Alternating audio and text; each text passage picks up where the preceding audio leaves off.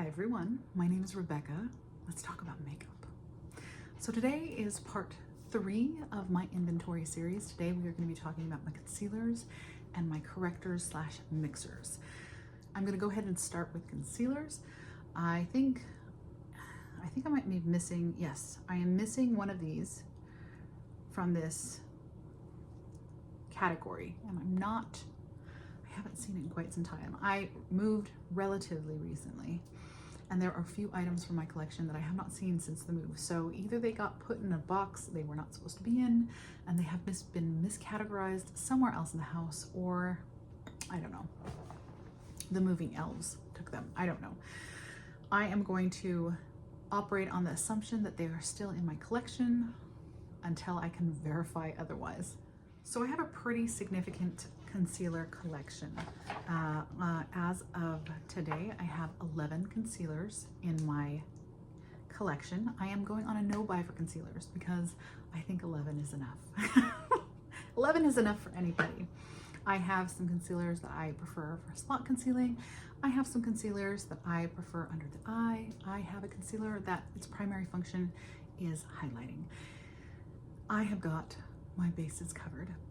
This is a pretty large collection because, similar to my foundation collection, I went on a hunt. Basically, I picked up the Tarte, was it the Tarte Shape Tape concealer, and it looked so awful under my eyes. I looked 1,000 years old that I went on a hunt for a concealer that I felt was actually flattering under my eyes.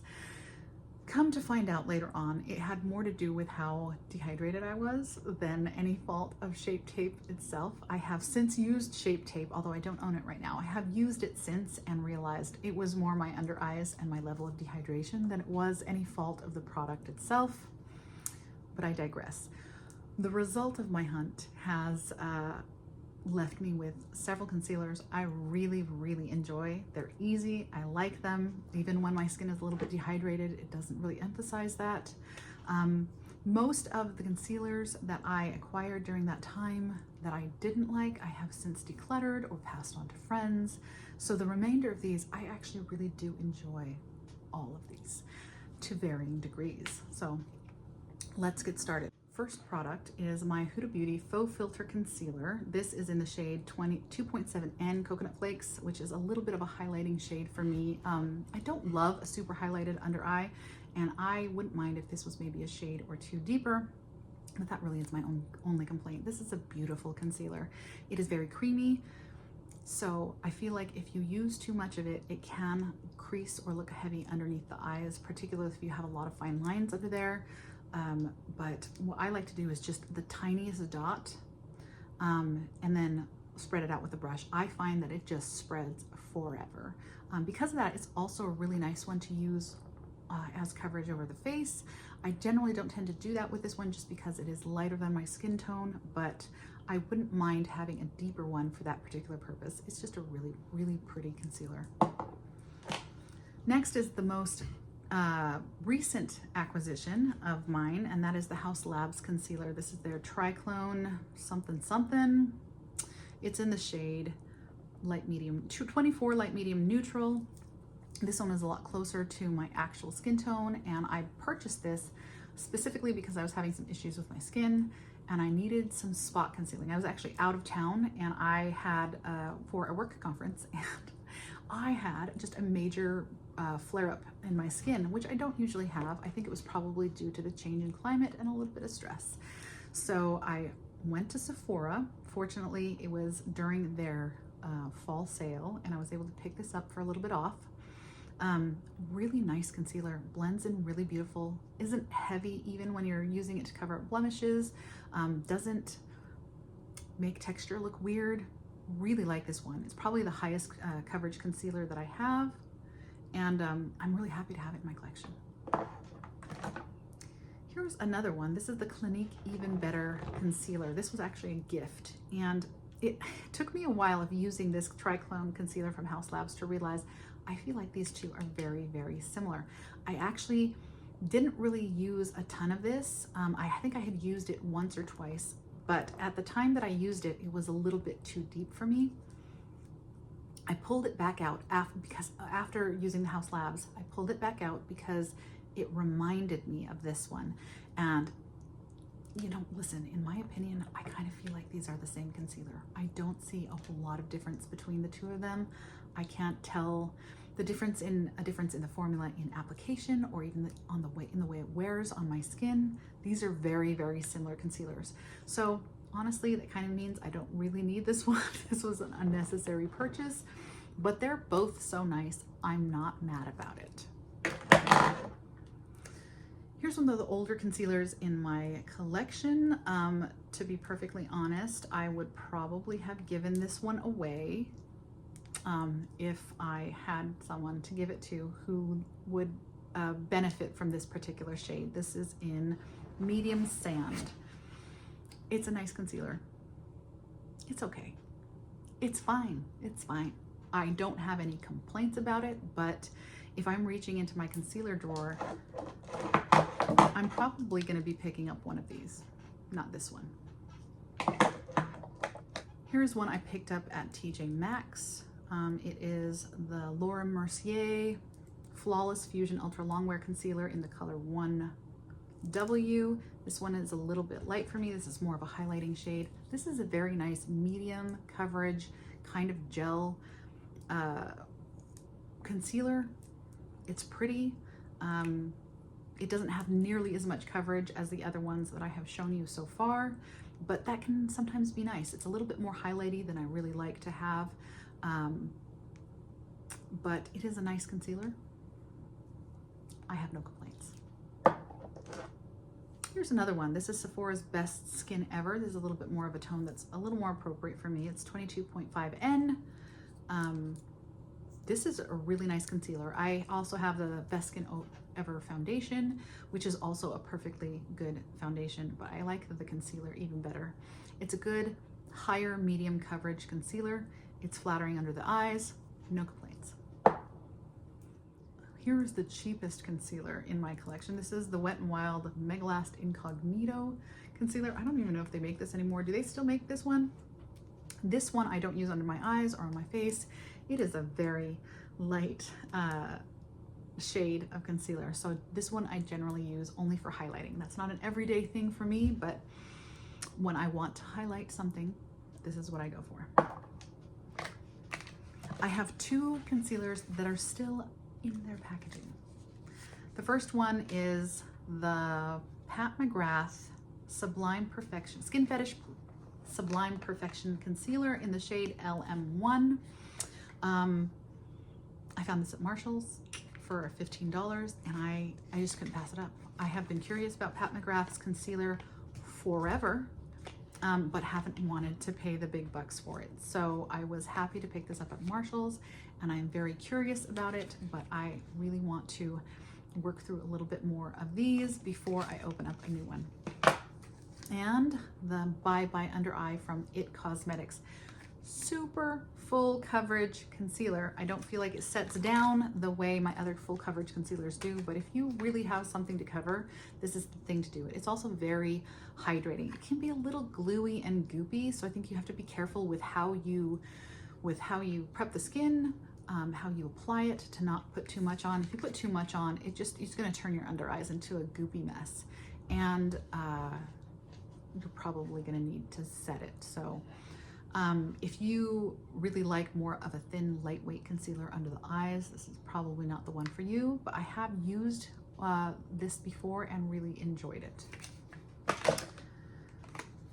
Those are my concealers. I am missing one of them from this lineup, and that is my Too Faced Born This Way concealer, the multi-use concealer, and that is the one that I haven't seen since the move. So who knows if we will see that again. I will update you if it turns up. Those are my concealers. I am going on a no buy for concealers because obviously I have all the concealer I can possibly need. Next, let's look at my correctors / mixers. So in this category, I have my under eye correctors. I generally don't use any color correctors on my face, but I do like a peachy corrector under the eyes. And then I also have the products that I use to mix my foundations to closer match my light, medium, muted, cool, olive skin tone. And I mix my foundations every day of my life because the only foundation I've ever found that doesn't require mixing in order to really match me was discontinued long ago. So the first two products, I would consider these my holy grail. This is the one that I have gone back to the most. I don't know if I would call it a holy grail because that kind of implies preferring it above all else, and I don't necessarily prefer it above all else. This is the LA Girl Pro Color Foundation Mixing Pigment in Blue. I have used multiples of these. I have one on the go and one for backup. Blue is generally the color that I add to most of my foundations in order to reduce the saturation, basically to cancel out some of the peachy tones in it to create more of a gray undertone, so to cool it off a little bit and to introduce that more muted quality that I need my foundations to be.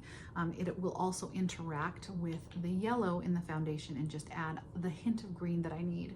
I know that some other olive toned people need to introduce green into their foundations, but I have found that my green cast is small enough, it's light enough that I don't need to do that the blue mixer does this sufficiently for me.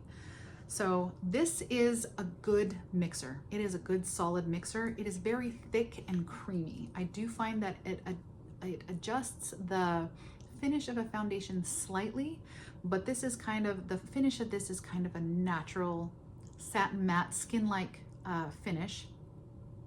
And depending on how much you have to add into your foundation, it may or may not impact the finish of the foundation. The reason why I like this one so much is because it is the most accessible to me. I can go, there's Fred Meyer's carries it, most Ultas will carry it. Anybody who carries LA Girl will generally carry these.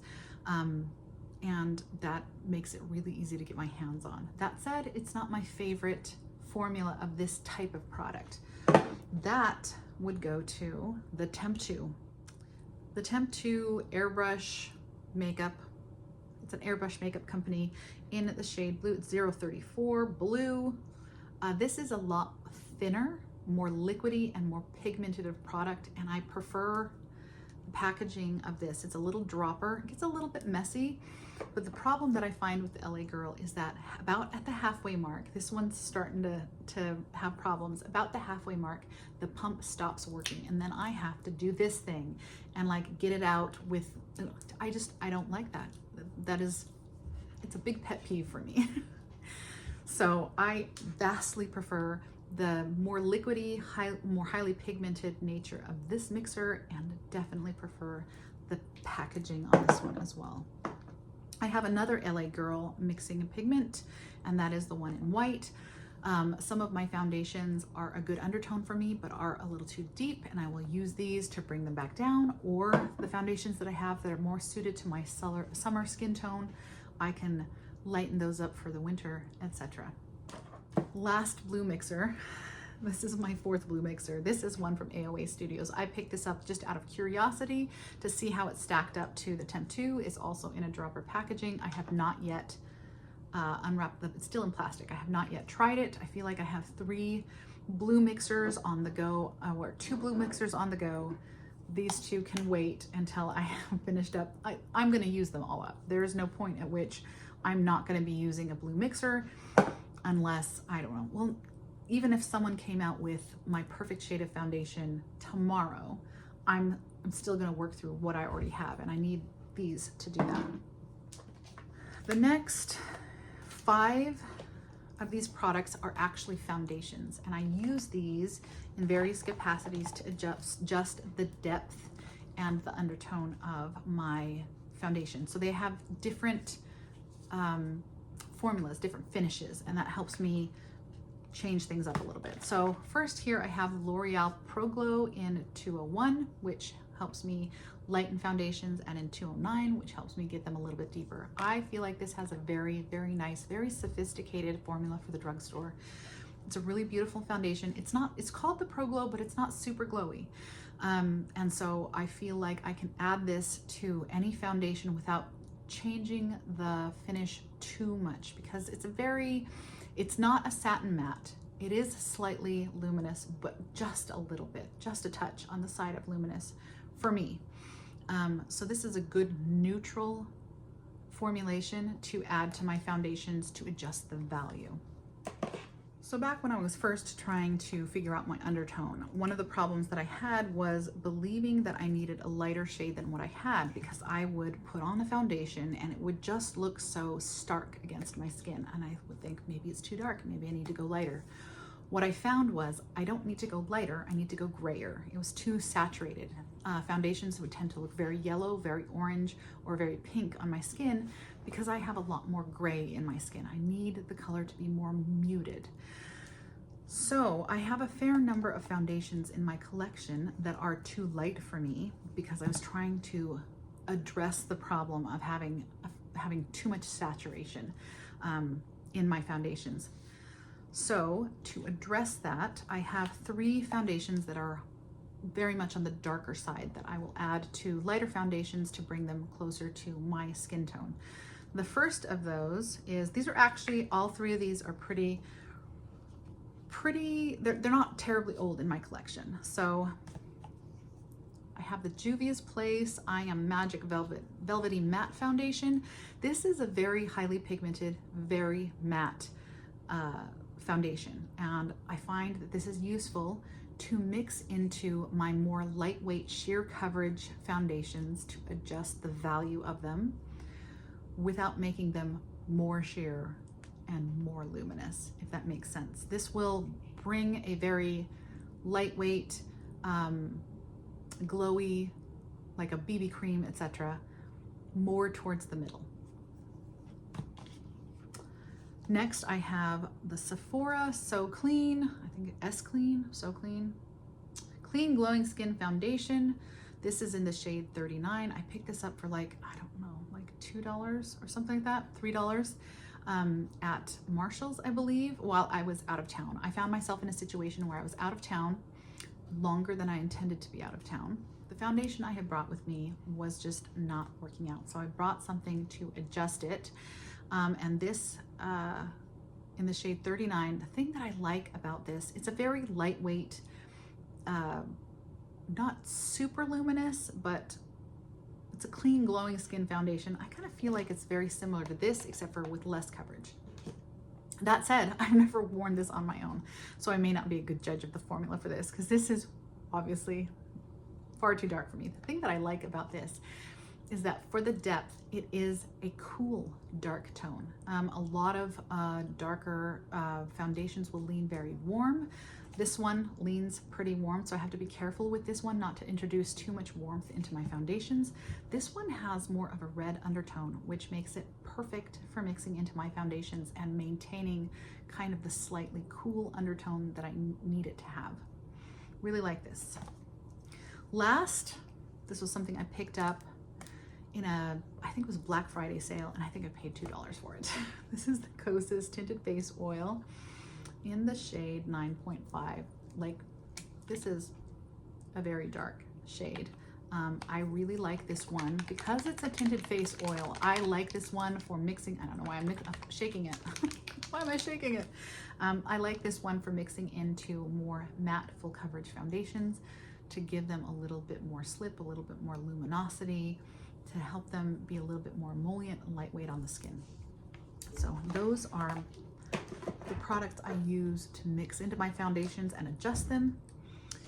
In this category, I've also included my under eye correctors, and I have 3 of those, but I only have 2 to show you because I have the Pixie under eye corrector. I really like that one. It's really nice. I think it's probably the only Pixie product I've ever really loved, but I can't find it anywhere. The only thing I don't like about the Pixie is the tiny little pot that it has. I much prefer something like this. I have the Charlotte Tilbury corrector in medium. I much prefer this, where I can just swirl a finger on that and then tap, tap, tap, tap. So much easier than having to find a brush, make sure it's clean, because I don't want to be sticking a dirty brush into a pot. But that's the only drawback for the Pixie, because I really do like the actual product that's in it. The third one that I have here is the Becca and Smashbox Brightening Under Eye, what's it called? Under Eye Brightening Corrector in Fair Light. I think this one is too light for me. I think that's the reason why, yeah, it's too light. Why I've never really quite gotten on with it. Not only is it very light, but it's very light reflective. And I almost feel like, I tried this again the other day. I almost feel like, yes, it reflects light, but somehow it makes my under eyes look worse. Yes, it reflects light and it kind of brightens the area, but it brightens the area in almost like a, yoo-hoo, look at me. I feel like it's drawing attention to my dark circles rather than disguising them, if that makes sense. So yeah, I don't love it. I'm probably gonna pass this one on to a friend. And that is it. That is all of my concealers. That is all of my correctors. And that concludes part 3. In the next one, we'll take a look at my primers and my setting sprays, and then we'll get into some of my color cosmetics. It'll be a lot of fun. Thank you for spending this time with me, and I hope to see you in the next one. Bye.